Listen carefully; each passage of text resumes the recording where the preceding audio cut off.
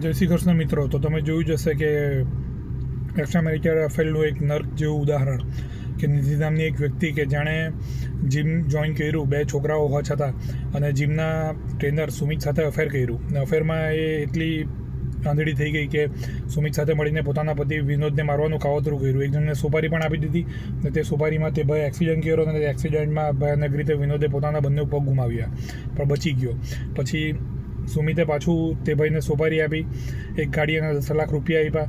તો આ વખતે તેને પતાવવા માટે તો વિનોદને મારી નાખવામાં આવ્યો અને ત્યાર પછી ઇન્સ્યોરન્સનું અને ડેથ ક્લેમનું બહુ બધું પૈસું આવ્યું નિધિ પાસે. નિધિએ શરમ રેખા વગર સુમિત સાથે મેરેજ કરી લીધા અને તેઓ ઓસ્ટ્રેલિયા શિફ્ટ થઈ ગયા. પણ ઓસ્ટ્રેલિયા તેઓ વિનોદના ભાઈ પાસે ગયા અને વિનોદના ભાઈને બધું ફીલ થયું તો તેમણે ઇન્વેસ્ટિગેટ કરાવ્યું અને બધી વાત બહાર નીકળીને બધું બહાર આવ્યું. તો હવે નિધિ અને સુમિત બંને પોતાનું હનીમૂન જેલમાં એન્જોય કરે છે.